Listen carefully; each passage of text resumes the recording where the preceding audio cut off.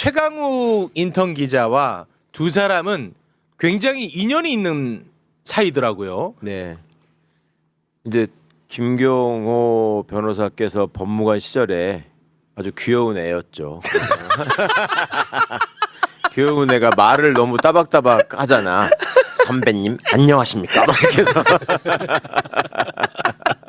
아니 그 담당 교수님 같거든요. 사실 우리 의원님의 담당 교수 같은데 한참 후배라고 해가지고 그럼요. 많이 놀랐습니다. 우리 김경호 변호사님은 굉장히 어른스러워요. 제가 법무관 들어갈 때 음. 우리 최강욱 선배님은 사회로 나가셨죠. 엄청 차이 난다니까. 아, 나만 이상한가? 아, 저 무지 이상합니다. 아 그렇죠. 지금 김 변호사님이 최강욱 전 의원한테 선배님이라고 하는 게 너무 어색합니다. 아니 보자마자 선배님 오랜만인 줄 알았는데 너무 놀래. 평소에 이미지가 그런 이미지가 아니에요. 그때 당시에 군 법무관 중에 가장 말씀을 잘하시는 분, 아 그분이 최강욱 의원님이셨죠. 아 그랬군요. 그 이미지가 지금도 남아 있었고 네. 그것을 따라하고 있습니다. 따라하는 거야? 아 그거를 배운 거군요. 인상적인 예, 얘기가 하나 있는데요. 지금 군사반란 시기에 남긴 그 상처, 감정 이런 것들을 녹여낸 이제 소년이 온다로 노벨 문학상을 받으러 한강 작가가 스웨덴에 가 있는 사이에 또 반란이 일어났잖아요. 판사들이 저한테 최근에 몇몇씩 그런 얘기를 해요. 예전에 계엄 포고령 위반죄 이런 거, 또 긴급조치 위반죄 이렇게 해서 독재 시절에 무자비하게 왜 사람들을 폭력으로 짓밟았던 사건들이 재심 청구가 돼가지고 왜 줄줄이 심리되고 있지 않습니까? 근데 아직도 남아 있는 사건들이 많이 있거든요. 그때 포고령 위반죄 이렇게 해가지고, 근데 판사들이 그러는 거야. 포고령 위반죄가 진해 재판부의 사건으로 있어. 네. 그래갖고 그거에 대해서 판결을 준비를 하고 있는데 또 포고령이 나오더래. 와. 그래서 그걸 보면서 와. 저 포고령에 의해서 사법 기능이 제약되거나 하면 와. 나중에 또 피해자가 생기면 나중에 또 재판을 해서 이 포고령을 또 위헌이고 무효라고 법원이 또 할 텐데 와. 나는 포고령 위헌이고 무효라는 재판을 쓰는 사람이 저 위헌인 포고령을 또 지금 현실에서 보는구나. 아이고 황당하지 않습니까? 아니 근데 지금 뭐 사법부 말씀하셨으니까 계엄령이 발동하면 일단 당장 피해를 보는 게 바로 사법부 아닙니까? 그렇죠. 네. 그렇잖아요. 그게 예. 핵심이잖아요. 예. 그러니까 지금 현재 판사들도 점잖은 척 그런 짓 좀 그만했으면 그런 좋겠어. 상황이 지금 아니에요, 그 영장 기각됐잖아요. 그럼요. 그러니까 제가 갑자기 적어도 열받네. 지난번에 한번 흥분을 했었는데 제대로 된 대법원 헌법재판소라면 이 일이 벌어졌을 때 헌법을 유린하는 이 사태에 대해서 특히 대법원장은 사법 기능에 제약을 가하는 포고령이 반포가 됐으니까 네. 이 위헌에 따른 계엄 시행은 절대로 용납할 수 없다. 그렇습니다. 이 포고령에 따라서 법원에 들어오는 군인들은 한 사람도 내가 허락할 수 없고 한 발짝 들어오기 전에 내가 나가서 맞겠다. 네. 이 정도 얘기는 해야 되는 당연히 거죠. 해야죠. 근데 뭐 아무 소리 없잖아. 본인들이 당사자임에도 불구하고 그러게요. 마치 외국인처럼 행동하는 게 갑자기 열받네. 맞아, 그렇다니까요. 알겠습니다. 근데 우리 선생님이 그 한때 부강했던 대한민국 그게 엄청 가슴에 비수로 꽂혔나 봐요. 댓글이 다 그쪽으로 지금 가고 있습니다. 자, 그럼 지금부터는 2024년 현재의 국가 폭력에 대한 이야기를 본격적으로 다뤄보도록 하겠습니다. 계엄군들이 지금 현재 수없이 많은 말을 쏟아내고 있습니다. 계엄군 지휘관들은요, 자기가 살기 위해서 불리한 것은 말하지 않고 또는 거짓말을 하고 있을 가능성이 매우 높다라고 제가 계속해서 경고하지 않았습니까? 그런데 그런 와중에 특전사에 국회 진입을 지시했던 곽종근 특전사령관이 지금 계엄군들이 입을 맞춘 상태라고 폭로를 했습니다. 네. 이분이 지금 다 입을 맞춘 상태라고 폭로를 했어. 그러니까 우리의 우려가 사실로 밝혀진 겁니다. 그래서 그런지 아직도 계엄군의 지휘관들은 거짓말을 하고 있습니다. 계엄군 지휘관들은요, 다들 자신들은 계엄에 대해서 TV를 보고 알았다라고 이야기를 하고 있습니다. 그 장면, 제가 볼 때 이 장면은 역사적인 장면이 될 것 같습니다. 그 장면 영상으로 보고 오겠습니다. 지금 여기 50명의 지휘관들이 앉아 있어요. 여기 중에서 TV 보고 비상계엄을 아는 사람 손들어 보십시오.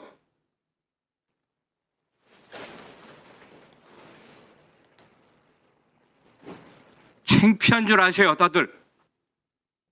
손 들고 있는 거. 아, 저손 들고 있는 거. 저는 개인적으로 100% 거짓말이라고 생각하는데 우리 계엄 전문가의 눈에는 어떻게 비칩니까 지금? 제가 육군대학 교관 시절에 여기 지금 등장하시는 박안수 장군, 네. 다 가르쳤네. 여인영 맞아. 장군, 오. 곽종근 장군, 네. 이진우 장군 네. 다 제 제자입니다. 아, 제가 지휘 책임법을 강의했었고 만약에 이 장군들이 국민들 앞에서 TV를 보고 알았다 이렇게 이야기한다면 대한민국 군대는 당나라 군대다. 창피한 일입니다. 아 이번에 그 계엄의 핵심 멤버들을 다 가르쳤었던 거예요? 저 장군들이 대령 막 진급해서 아, 대령 지휘 관리 과정에 들어왔을 때 저한테 지휘 책임법, 즉 지휘관의 권한과 책임, 이번에 김용현 전 국방부 장관이 권한 농단을 했던 거 그거 하면 안 된다. 네. 그거 가르쳤었습니다. 그러니까 그럼 이자들은 다 자신의 잘못을 알면서도 행했다 이렇게 보면 되겠군요. 그때는 대령 막 진급했기 때문에 제 강의가 귀에 쏙 들어왔는데 네. 이제 장군이 됐으니 마치 병사로 치면 이병 때 생각과 병장 때 생각이 바뀐 것 그렇게 보입니다. 지식의 부족으로 잘못에 함께 동조했다. 이것은 말이 안 되는 겁니다. 최소한 그렇죠. 그렇죠. 네. 그러니까 저 지휘 책임법을 대령들은 이제 연대장을 나가는데 그 사람들한테 저렇게 의무적으로 가르치는 이유가 있습니다. 그러니까 군대에서 군인들끼리 지휘관은 이제 자조적으로 하는 말이 있습니다. 지휘관은 지 맘대로 한다고 지휘관이고 참모는 참으라고 참모다. 그런 말을 하거든. 그러니까 그런 그 상황을 불식시키기 위해서 지휘관이 권한을 갖고 있으면 그에 따른 책임을 져야 되는 것이고 또 그 권한의 범위를 넘어서는 지나친 책임도 부과해서는 안 된다. 뭐 이런 것들이 우리 이제 김경호 변호사가 그 부분에 대해 중점을 두고 많이 연구하고 가르쳤고 했던 부분이죠. 네. 근데 그나마 곽종근 특전 사령관은 아주 조금씩 거짓말을 바로 잡아가고 있습니다. 곽종근 사령관도 TV를 보고 계엄을 처음 알았다라고 이야기를 해왔었거든요. 그런데 어제부터는요. 12월 1일부터 자신은 계엄을 알고 있었다 라면서 거짓말을 조금씩 바로 잡아가고 있습니다. 그 장면 영상으로 보겠습니다. 제가 오전까지는 12월 3일 TV를 보고 비상계엄령을 상황을 인식했다고 말씀을 드렸었는데 제가 받은 임무가 국회와 선관위, 민주당사, 여론조사꽃에서 6개였는데 그 6개에 대한 임무를 받은 시점이 일요일 12월 1일 정도 됐습니다. 그래서 그때는 기본적으로 그 6개 지역을 확보하라는 임무를 제가 유선 비화폰으로 받았습니다. 네. 완전히 말이 바뀐 거거든요. TV 보고 알았다고 했던 분입니다. 이분도. 그런데 이제 12월 1일에 알았다. 그리고 자신의 임무는 6곳을 점거하는 것이다. 그 가운데 이제 새롭게 나온 거는 민주당사도 이번에 들어갔다는 게 처음으로 알려진 거죠. 실제로 군인들이 계급이 높아질수록 거짓말을 잘합니다. 실례로 보면은 그렇게 키워져. 그러니까 어떤 문제가 생겼을 때 그거를 정면으로 해결하고 그 돌파하기보다는 모면하고 나한테 피해가 오지 않게 해야지 진급을 할 수 있거든. 그러니까 그런 스킬이 발달돼 있어요. 여기서 한 말씀 꼭 드리고 네. 싶은 게 있습니다. 그나마 양심 선언하고 그나마 공익 신고자다라고 해서 어제 이야기를 했는데 곽정군이 오늘 바로 수사 관할권이 없는 검찰이 압수수색을 들어갔습니다. 이거는 압박을 가하는 겁니다. 다른 지휘관으로서 다른 금전 문제나 기타 지저분한 문제를 건드려서 진술을 회유시키기 위한, 그래서 검찰이 수사 관할권이 없음에도 국회의원들이 그렇게 지적을 하고 국민들이 그렇게 지탄을 해도 끝까지 수사 관할권을 가지고 있는 이유가 바로 오늘 양심 선언한 사람을 바로 압수수색한 이 모습, 이게 상징적인 의미다. 저는 개인적으로 그렇게 생각합니다. 잠시 후에 저희가 수사에 대한 부분을 본격적으로 이야기를 나눌 텐데, 그나마도 양심 선언을 한 곽종근이를 갑자기 검찰이 친 이유는 야, 너 조용히 하는 게 좋을 걸, 다른 걸로 너 다 털려, 이런 시그널이 아니겠느냐라는 지적을 해주시는 겁니다. 이전에 세월호 사건이나 이태원 사건도 내부적으로 일어났지만 국민들은 다 유죄라고 생각하는데 1년 정도 지나서 법원에서 무죄가 나왔다. 의심할 수밖에 검찰을 없습니다. 의심해야만 하는 지금 이유가 맨 처음에 홍장원 국정원 1차장을 네. 국정원법 위반이라고 해서 피의자로 출석 요구한다. 네. 고발된 지 하루 만에. 네, 하루 만에. 와. 그리고 저는 어제 곽종근 사령관을 보면서 그 생각을 했어요. 저 중요한 부분이 지금 김용현을 중심으로 네. 진술을 요구하고 네, 그쪽으로 네. 또 말을 맞춰가고 있다라는 식의 답변을 했잖아요. 그렇습니다. 그래서 제가 그때 저거 위험하겠는데 했는데 바로 압수수색 나오더라고. 그러니까 그러니까 입 막는 거지. 아무튼 검찰에 대한 이야기는 잠시 후에 저희가 또 본격적으로 다루도록 하겠습니다. 야, 그렇게 1대1 대응으로 비교를 하니까 확 와닿네요. 자, 계엄군에 대한 이야기를 계속 이어가도록 하겠습니다. 계엄군은 이제 명백히 내란의 죄를 저지른 상황입니다. 계엄을 성공하기 위해서 계엄군이 국회를 점거하고 국회의원을 끌어내서 체포한 다음에 남태령 지하 벙커에 가두려고 했습니다. 요거는 머릿속에 좀 담아두시면 좋을 것 같습니다. 그 과정에서 윤석열이가 직접 나서서 지시까지 했다는 것, 여기까지는 머리 안에 꼭 담아두시면 좋을 것 같습니다. 이와 관련해서 일부 계엄군들의 폭로로 이런 사실들이 입증되어지고 있는 과정입니다. 지금. 자, 지금부터 관련 증언을 하나씩 살펴보겠습니다. 먼저 계엄 선포 이후에 윤석열이가 특전사령관에게 전화했다라는 사실은 어제 저희가 전달을 해드렸습니다. 네. 그런데 어떤 지시가 내려졌는지는 이야기가 나온 게 없었는데 어제 드디어 곽종근 특전사령관이 입을 열었습니다. 그 장면 영상으로 보겠습니다.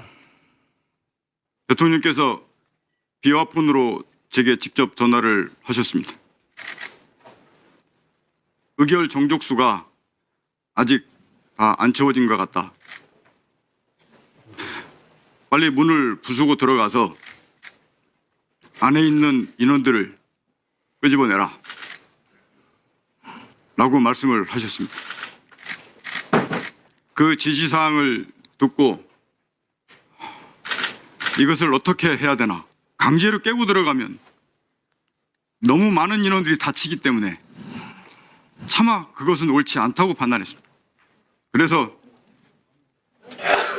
현 위치에서 더 이상 안으로 진입하지 마라 라고 중지를 시켰습니다. 윤석열의 완벽한 내란의 증거 아닙니까? 그렇죠. 확실하게 끝난 거잖아요. 네, 확실한 거죠.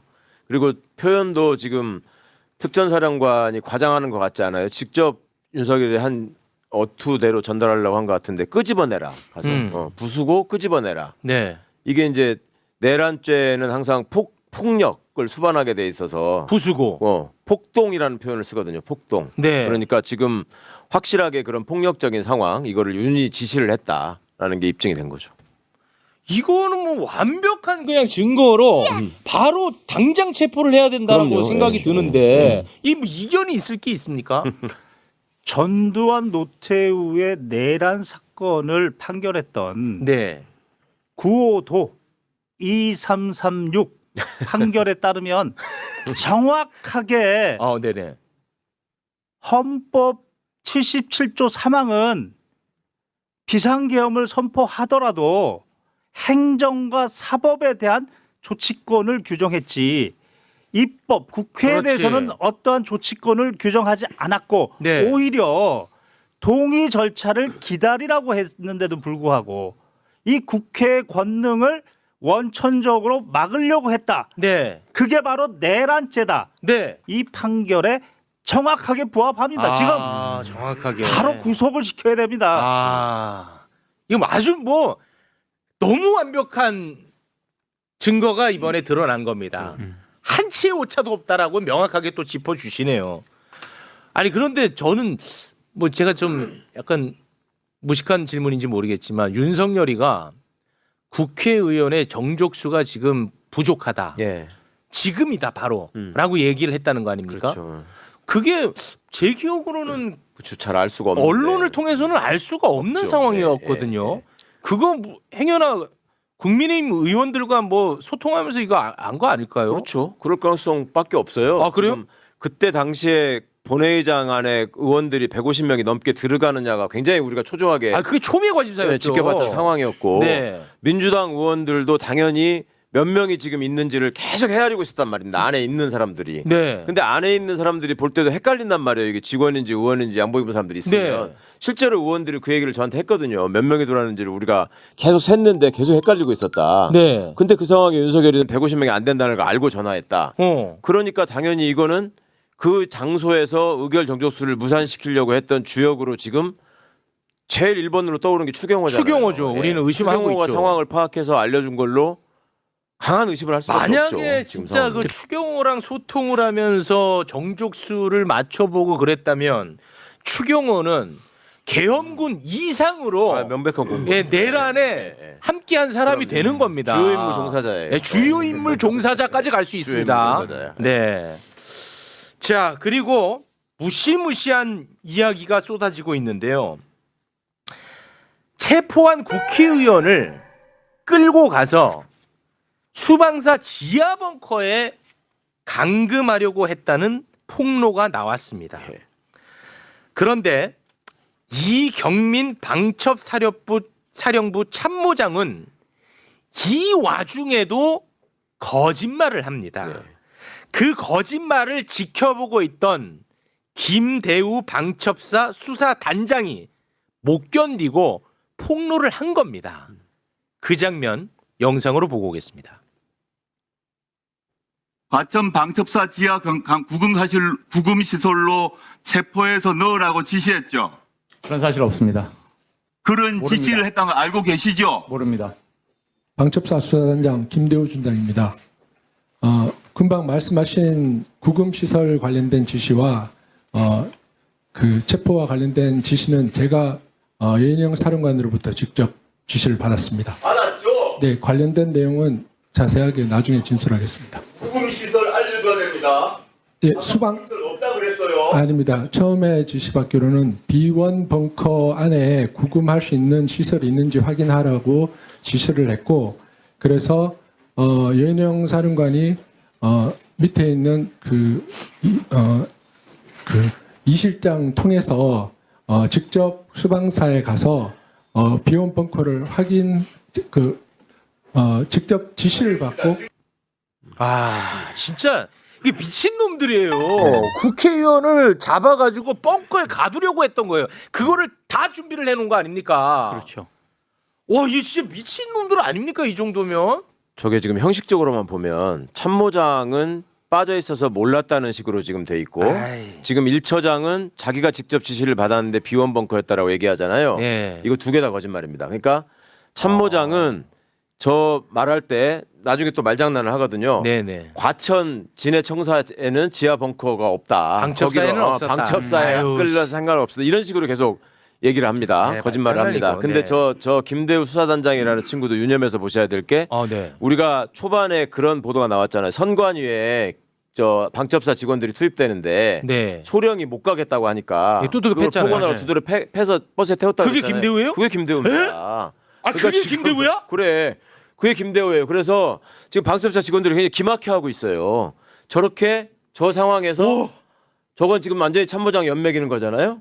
저 상황에서 튀어나와 가지고 저는 저는 죽기 싫습니다. 지금 이 얘기하는 걸로 저는 보였어요. 아, 이거는 저희도 이제 다뤘는데 전관이의 방첩사 부대를 보내려고 하니까 그 중에 소령이 이거는 진짜 너무 말이 안 된다라고 해서 아, 이거는 좀 아니지 않습니까라고 했더니 준장이 두들겨 패가지고 버스에 태워서 전관이 서버 탈취해 와라고 지시를 했다라는 보도가 있었는데 그 지시를 했던 사람이 바로 저 사람이라는 예, 거예요? 예. 실제로 MBC 등에서는 와, 실명으로 보도를 했어요. 소름이네. 저 김대우가 이 사건에서 와. 주요 임무 종사에서 배제될 수가 없는 게 와. 계엄사는 계엄령이 선포되면 합동 수사본부가 됩니다.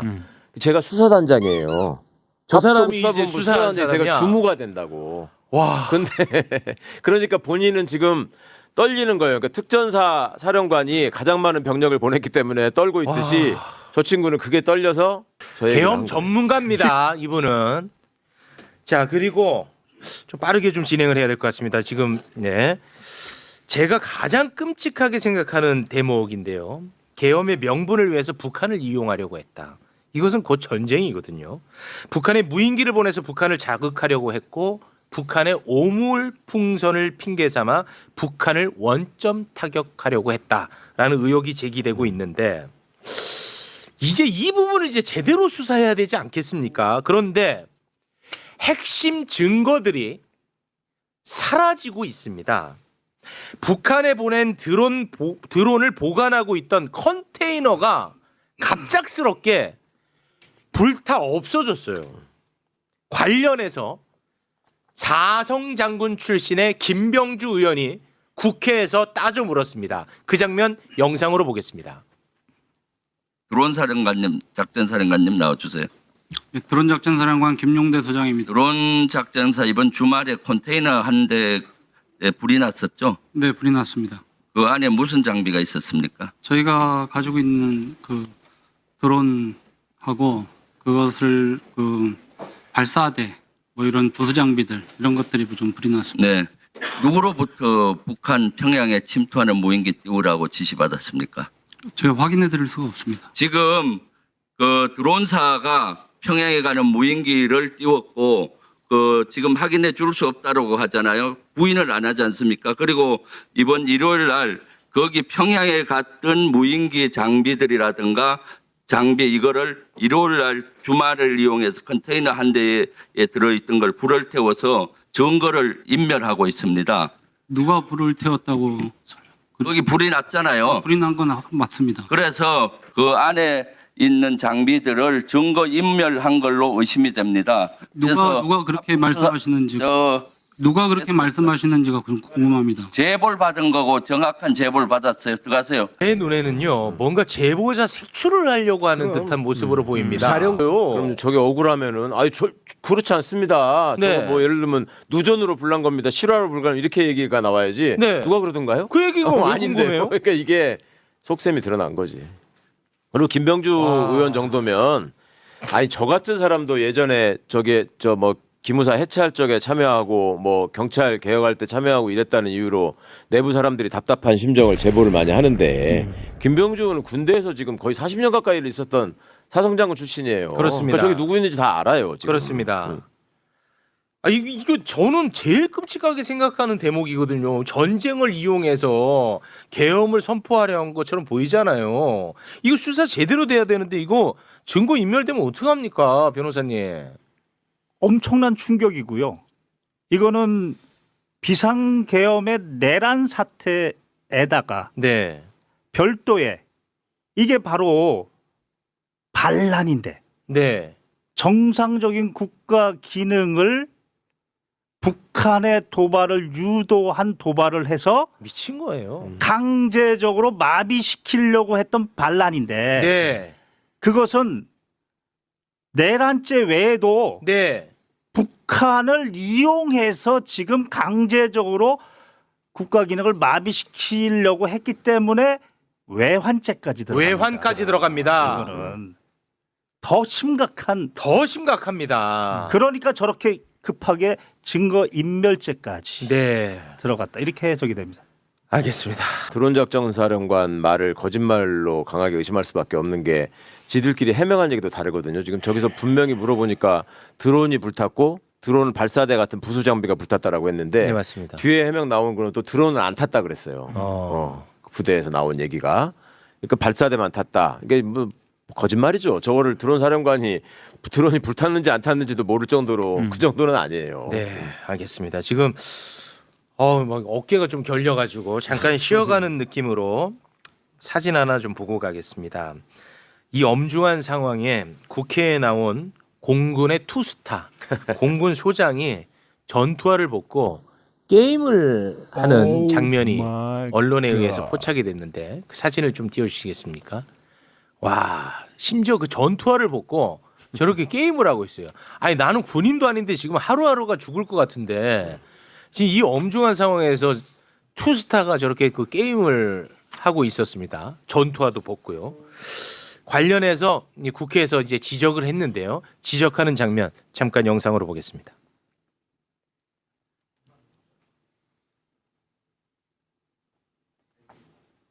스마트폰으로 게임한 사람이 누굽니까? 에? 해정보부장? 네, 해정보부장. 네. 당신 정신 있어요?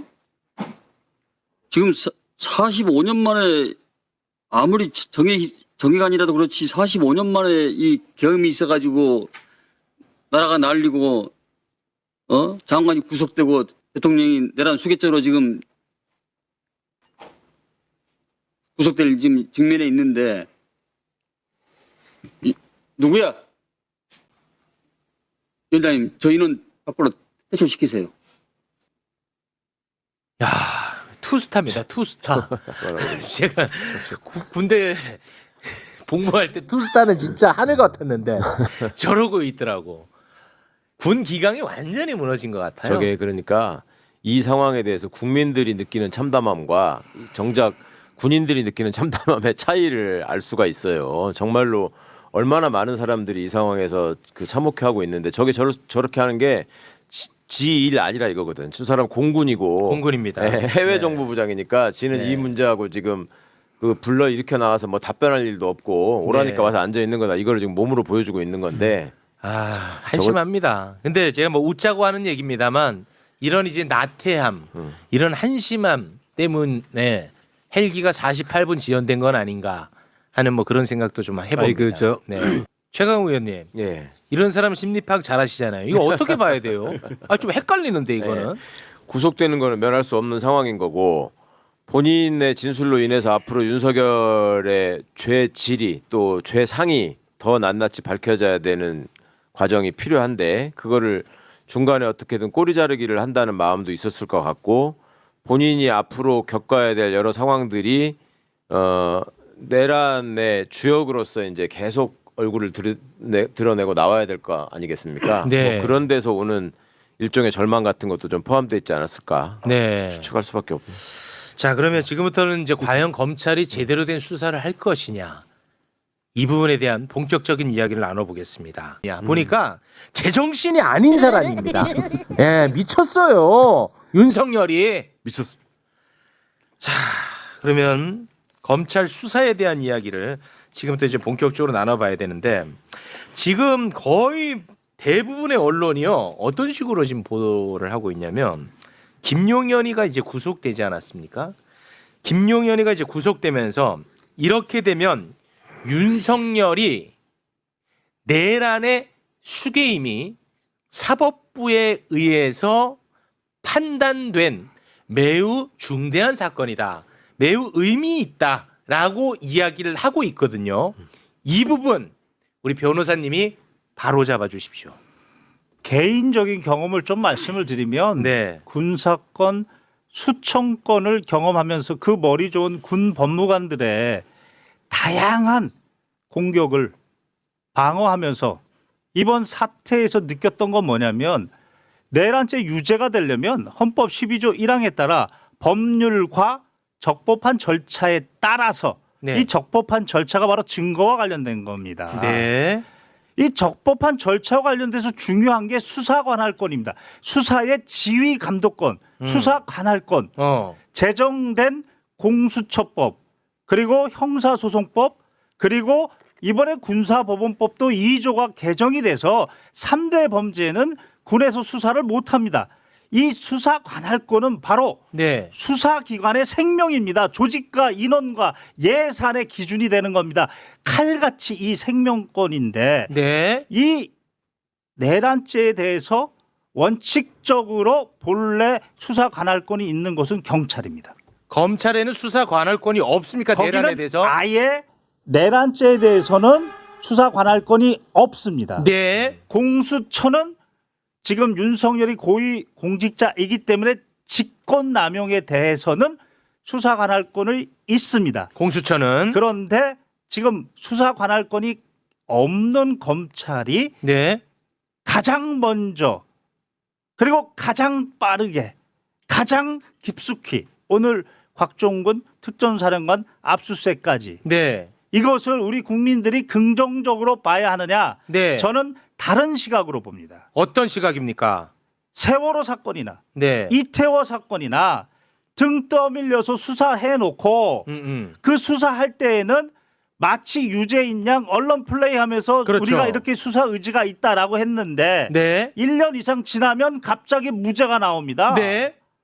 국민들은 황당해합니다. 황당하죠. 그리고 비난의 화살을 법원에다가 쏟아붓니다. 그런데 내부적으로 적법한 절차에 따라서 증거를 수집해야 되는데 이와 같이 수사 관할권이 없으면 우리 법원 판결에 따르면 2020 구합 81663 공군 참모총장도 권한이 없이 행사하면 무효입니다. 무효. 행정청이 권한 없이 행사하면 무효예요. 아니 그러면 검찰청도 행정청이고 수사 관할권 없이 지 맘대로 그렇게 수사를 하면 무효고 이 무효에 터잡아서 증거를 잡으면 형사소송법 308조의 2 위협하기 수집한 증거다. 법원에 가서 바로 지금 윤석열이가 변호사 선임하고 있다는데 그 변호사가 공격할 수 있는 포인트가 바로 이거고 변호사 중에서 이거에 대해서 감각 있는 사람이 대한민국 한 3대 로펌 중에 메이저급 변호사하고 변호사 중에서 검사 중에서도 메이저급에서 이런 거 감각이 있어서 아니 잠깐 내용으로는 국민들한테 살살살 와. 흘리면서 수사 잘한 것처럼 하고 1년 후에 무죄. 저는 아니, 그런 감각이 그런 생각이 떠올랐습니다. 아니 변호사님, 이 굉장히 무시무시한 말씀을 지금 하신 거거든요. 검찰은 내란죄에 대한 수사 관할권이 없다. 그런데 지금 검찰은 김용현은 사실 핵심 인물이거든요. 김용현이도 갖고 있어. 그리고 곽종근이도 압수수색해. 그러면서 엄청나게 많은 증거를 수집할 텐데 결국 이게 사법부에 가면 위법하게 수집한 증거라고 법적으로 인정을 못 받고 결국 무죄로 갈 가능성을 지금 지적하는 거 맞습니까? 변호사가 주장할 포인트는 그거밖에 없습니다. 아이 큰일 났잖아. 내용상으로는 그러면. 지금 다툴 수는 없습니다. 그런데 저는 더 우려스러운 것은 법원이 검찰이 수사권이 있다? 이번에 네. 아니 수사 관할권이 없는데 그리고 법원은 원칙적으로 기소 이후에 법정 안에서 판결문으로 얘기하는 사람들이어야 하는데 네. 법정 밖에서 그것도 기소 이전에 그리고 영장이 오면 수사 이전에는 기소 이전에 영장으로 얘기해야 되는데 수사 관할권이 없는 검찰의 영장은 내주고 오히려 와. 직권남용의 수사 관할권이 있는 공수처의 영장은 거기다 대고 중복이다? 법원도 의심스럽습니다. 지금 사법부가요. 검찰이 내란죄에 관련한 수사에 권한이 있다고 사법부가 이번에 해석을 해줬습니다. 네. 그 부분을 지금 지적을 하고 계시는 겁니다. 삼권 분립에 반합니다. 어. 그렇게 얘기하면 안 됩니다. 법원은 네. 영장으로 얘기해야 되는 겁니다. 공수처법에는 아예 대통령 대상 그리고 범죄도 직권남용죄 국민의 명령인 공수처법에는 그렇게 수사관할권이 시행령으로 그것을 지금 무력화시킨다. 이거는 네. 다시 한번 말씀드리지만 국민에게 권력이 있고 그 권력을 위임해 준 거고 그것에 대해서 옵션으로 주체 내용 절차 형식으로 이렇게 하라라고 했는데 그것을 위반한다는 것은 권력을 훔쳐가는 겁니다. 네. 자, 이런 이제 법적인 맹점이 있다는 부분을 지적을 해주셨고요. 자, 그렇다면 검찰의 의지, 과연 윤석열 내란에 대한 의지는 있을까? 그 부분을 어제 저희가 다루지 않았습니까? 검찰 수사를 받고 왔던 곽종근 특전사령관이 뭔가 좀 살리는 쪽으로 수사를 하는 것 같다라는 뉘앙스로 발언을 한 게 있는데요. 그 장면을 오늘 다시 한번 좀 보고 오겠습니다. 그 수사 담당 검사가 곽 사령관님에게 질문을 하는데 질문 내용에서 이번 내란 음모와 내란 실행 등등과 관련해서 김용현 중심으로 이것이 이루어진 것처럼 질문했죠. 윤석열이 아니라 김용현 중심으로 이것이 다 진행된 것처럼 질문했죠. 곽 사령관님의 답을 묻는 게 아닙니다. 검사가 그렇게 질문했죠. 그렇습니다. 이 점이 매우 중요합니다. 곽 사령관한테 질문을 던지는 자들이 검찰 특수본 검사 질문이 윤을 중심으로 묻지 않고 김용현 중심으로 질문을 하면서 김용현이 중심이고 윤석열이 부차적인 것처럼 질문을 곽 사령관한테 했어요. 그 질문한 거 맞죠? 그건 맞습니다. 맞죠? 자, 이래서 정말 더 의심하고 걱정이 되는데요. 검찰의 특별수사본부 이 멤버들의 면면을 보면 또 검찰의 앞으로의 행태가 예측이 될 것 같아서 오늘 중앙지검장 출신을 모신 겁니다. 저희는 이번에 그 검찰의 특수본부장 이 이제 한동훈의 최측근 박세영 고검장이라는 사실을 우리가 이야기를 길게 했는데 거기 안에서 함께 하고 있는 검사들의 면면에 대해서는 다룬 바가 없어요. 그 부분을 성향, 그다음에 인간관계, 관계도 이런 편 박세연 고검장도 한편 그리고 뭐 차장검사, 부장검사 다 한편이다. 그렇죠. 이건 뭐 희망 없다. 그러니까 검찰은 이 수사에서 손을 떼라. 경찰과 공수처가 수사하다 특검에 넘겨줘라. 이것이 이제 정답이라는 경찰관들한테 겁니다. 저도 네. 그 전부터 쭉 들었던 얘기가 그러니까 이게 저는 이놈은 국고손실죄하고 위계에 의한 공무집행방해 저는 저거 딱 떨어지잖아요. 맞아요. 교통방해까지 해당할 수 있어요. 교통방해, 신호조작을 하기 교통방해. 때문에 예. 일반 교통방해까지 해당할 수 있는데 와. 그러니까 이 윤석열이 그 움직이게 되면은 그래도 국가원수랍시고 신호조작을 하고 이걸 다 에스코트를 해야 된단 말이에요. 네. 그러니까 거기 투입되는 경찰관 인력이 되게 많아요. 와. 그래서 그분들이 처음 한두 번은 이렇게 하다가 자꾸 뭐 없는 것 같은데 자꾸 지나가니까 이제 알아보기 시작한 거야. 그래서 자기들끼리 그걸 뻥카라고 불렀다고 그러잖아요. 네, 아, 이거 뻥카라고 불렀대요. 제대로 안 타고 가는 거를. 그런데 정말 화가 나는 거는 이분들은 나오기 1시간 1시간 전부터 최소한 나와가지고 아이고. 그거를 붙잡고 있어야 되는데. 아이고. 그러니까 그렇게 해서 한 번이라도 끝나면 모르는데 다음에 또 나와야 되잖아. 이제 아이고. 진짜로 갈 때는. 그리고 퇴근은 아까 또 일찍 한다고 하셨는데 그것도 꼭 그렇지가 않고 아이고. 안에서 또 술 처먹을 때가 많아가지고 그 직원들 데리고 맨날 술 먹는다는 거예요. 안에서? 그러다가 9시면 간다. 뭐 그러면은 이제 준비를 해야 될 거 아니야. 또 내보내는 사람들이. 그 사람들이 또 밤에 퇴근을 못하고 기다리고 있는데 아이고. 9시에 나오는 게 아니라 또 술 더 먹고 간다고 10시, 10시 반, 11시 이렇게 나온다는 거예요. 밤에. 아이고. 정말 미칠라 그랬어요. 그러니까 지난번- 비슷한 수법이 저는 자꾸 떠오르더라고요. 그 서울의 봄 시기하고 또 그 이후에 그 노태우가 당선되던 대선 시기, 그 6월 항쟁 이후에 그때마다 이 수구 족보 언론들이 얘기를 했던 게 김영삼이 더 낫다. 김대중은 옥살이를 너무 오래 하고 사형 선고도 받고 했기 때문에 보복을 할 것이다. 네. 그리고 군이 따르지 않을 것이다. 이 얘기를 계속 퍼뜨렸잖아요. 그리고 굉장히 위험해서 이 사람 대통령이 되면 안 된다. 이재명한테 하는 거 보면 지금 거의 비슷한 논리 구조예요. 아. 예. 그런 식으로 조장을 하고 있고 저는 이 사람들 질서 있는 퇴각을 한다고 뭐 어쩌고 하는데 우리 최고경찰가 어저께인가 지들끼리도 아무 질서가 없다라고 지금 너무 무질서요, 하는 지금. 걸 봤는데 네. 좀 대표적인 게 여기 지금 그 상설특검에다가 찬성한 명단 중에 서범수라고 있어요. 서범수. 네. 이 사람이 자막 다시 한번 띄워주세요. 울주군 국회의원이거든. 네. 이게 형제 국회의원이야. 진해 형이 서병수라고. 서병수. 예. 형하고는 항상 달라 얘는 또 형제가. 근데 왜 이러나 몰라. 이것들은. 아 그런가요? 진짜 웃겨. 제가 국회에 있을 때도 21대도 둘이 같이 있었거든요. 투표할 때마다 봤어요. 조금 민감한 상황에 있으면 둘이 달라. 아무 질서가 없습니다. 야, 그런데 안철수 의원이 체포 요구 결의안에는 이 반대를 해가지고 또 굉장히 절망적인데. 대통령이 의회 횡포로부터 국헌을 수호하기 위해서 한 행위다 이렇게 말을 하나 만드는 것 같고 네. 국헌 문란이 아니라 국헌을 수호하기 위한 행위다라고 하는 것 같고 그다음에 계엄령을 선포만 했는데 그게 어떻게 폭동이냐 폭동에 해당하지 않는다 말만 했다 네. 이 부분이 중요합니다. 그러니까 아까 김용현 중심으로 묻지 않느냐라고 하는 게 이거하고 맥락이 다 있는 거거든요. 그러니까 폭동은 군대를 출동시킨 김용현한테 책임이 있는 거지. 네. 윤석열은 직접 관여하지 않았다라고 하고 싶었던 거예요. 근데 특전사령관이 어제 얘기를 하면서부터 이게 꼬였고 네. 너무 나댔어. 전화를 직접 너무 많이 했어요. 너무 많이 했어. 그런 문제가 있어서 네. 저들의 논리에 하나도 귀를 기울이실 필요가 없고 네. 그다음에 대통령이 헌법 질서를 수호하려고 했다라고